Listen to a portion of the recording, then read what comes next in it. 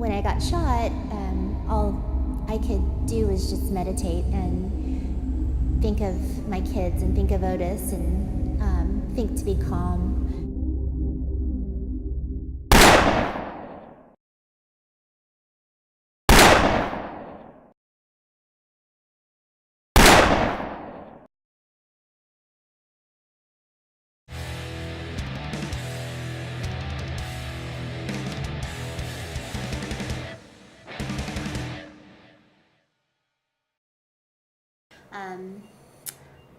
That night I took my son and his friend and my friend to the show, and we were just sitting there in a booth having pizza, just hanging out, and Get back to our breaking news now. In the Belltown neighborhood of downtown Seattle. Went ahead and checked the website for the Crocodile Cafe. Drew reports that it was a gang-related. Those most iconic live music venues last night, and that none of the people hurt were the intended targets. Debi Boyette and a friend were. One of the victims was a mother whose 12-year-old son was feet away inside the popular music venue. luckily we sent the boys back in the back when we did, because there were bullet holes right where their heads were, so they would have died or got injured if they were still there. Basically, I see my son coming in and I can hear him crying and screaming, and then the ambulance takes me away to Harborview Medical Center, and at one point I felt like I wasn't going to quite make it, and I see this like bright light, but I kept thinking of my son, and that's sort of what, and my daughter, and that's sort of what kept me going. You know, the next thing I know is they wheeled me into the surgery room, and then I was under. You only need to be 17 years old to purchase an automatic weapon. You do not require a background check, and there is no waiting period. You can walk into any sporting goods store and buy an AR-15, unlimited bullets, and walk out the door to do whatever you need with that.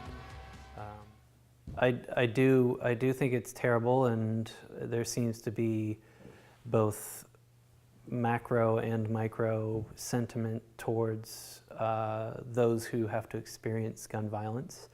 From a macro sense, it's politicians and leaders that express their sympathy and their empathy towards those that are dealing with the aftermath of gun violence. From a micro level, it's friends, family. You know, we are really doing the definition of insanity right now. We're doing the same thing and expecting different results. We need to flip the script. We need to add to the script. We need to do something, because doing nothing isn't going to change anything. The next morning I called a number of groups and organizations looking to connect, looking to try to get involved in advocating for common sense gun legislation. And within a couple days I was talking to the Alliance for Gun Responsibility about coming down to Olympia to speak in the state capitol. After 10 days in the hospital, she has returned home and now faces a long and difficult recovery. Assault weapons, like the one my wife was shot with, are designed to kill people. You owe it to the citizens of our state to make sure that dangerous weapons do not fall into dangerous hands. When I think of Debi, I think of like the amazingness is that she's trusting of the stranger, which is me. Like, I'm just someone walking off the street and saying, hey, do you want to do something with this stuff that I have? And she said, more than anything.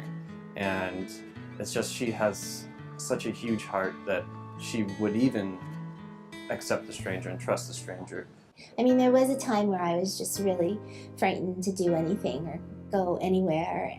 Learning to trust people again. trust myself, I guess. I was constantly just afraid of everything and everyone, and so I sort of just kept to myself and stayed in my house and hid. And that lasted for quite a few months. But I've been getting help for that, so I feel much, much better. And I'm not as frightened to go outside like I was. So, and now I'm more open and I'm able to help others. In the next year or two, I'd like to continue to support local grassroots groups, the Alliance for Gun Control, Grandmothers Against Gun Violence. Continue to provide my testimony where I can and share my experience as someone who's been an indirect victim of gun violence. I never had any hate in my heart towards them, or I wasn't angry. I just felt really bad for them. I wish that I could contribute more to society as far as being more present to the younger generation, and maybe through art therapy, or leading as an example as an artist, to show them there's an outlet to life other than taking it out in an aggressive way. You know, you take your aggressions out on painting or different forms of art. They see us taking a stand and speaking up and actively working towards making sure that others do not have to go through what we've gone through. And I think that's the best way you can influence your kids. Revolver. Here is a revolver. Here is a revolver.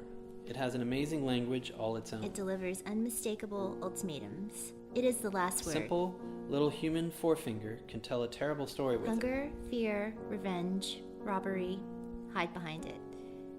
It is the claw of the jungle made quick and powerful. It is the club of the savage turned to magnificent precision.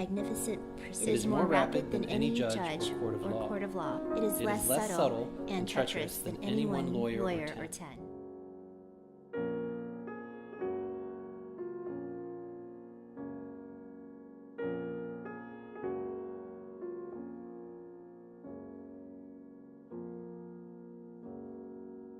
It's kind of great. It feels like we kind of, we didn't have to do anything to make her feel good, because she already had that full of energy, so passionate presence. We love Debi, and she's like this friend that I wish I had in college.